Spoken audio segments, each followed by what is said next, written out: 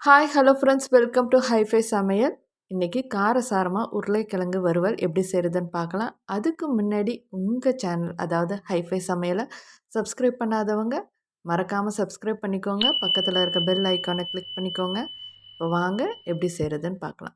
கடாயில் 1 table spoon எண்ணெய் ஊற்றிக்கிறேன். அதில் 1 ஸ்பூன் கடுகு, அதுக்கப்புறம் 2 காஞ்ச மிளகா, அப்புறம் 2 கொத்து கருவேப்பிலை. இது நல்லா பொரிஞ்சதுக்கப்புறம் 3 பூண்டு இடித்து வச்சுருக்கேன். இந்த மாதிரி அதை இதோட சேர்த்துக்கிறேன்.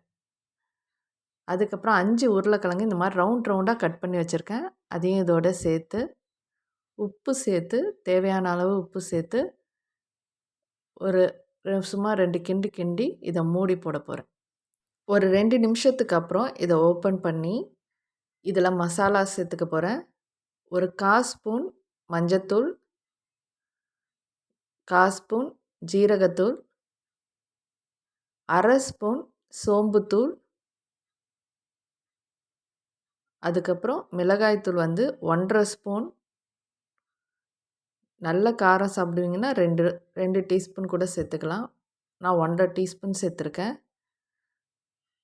அதுக்கப்புறம் 1/4 ஸ்பூனுக்கு கொஞ்சம் கம்மியாக ஓமம் இருக்கு இல்லையா, அதை கையால் இப்படி கசக்கி அதையும் இதோடு சேர்த்துக்க போகிறேன். அப்படி சேர்க்கும்போது அந்த பூண்டு இடித்து போட்டிருக்கிறது, அப்புறம் இந்த மாதிரி ஓமத்தை போட்டிருக்கிறதுனால நல்ல வாசனையாக இருக்கும் உருளைக்கிழங்கு வறுவல்.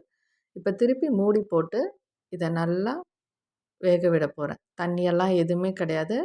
இப்போ பாருங்கள், அந்த மூடி போட்டு நம்ம எடுத்து இதை வறுக்கணும். அவ்வளோதாங்க, காரசாரமான உருளைக்கிழங்கு வறுவல் ரெடி ஆகிடுச்சு. இந்த நேரத்தில் கேஸை ஆஃப் பண்ணி ஒரு பிளேட்டில் ட்ரான்ஸ்ஃபர் பண்ணியிருக்கேன்.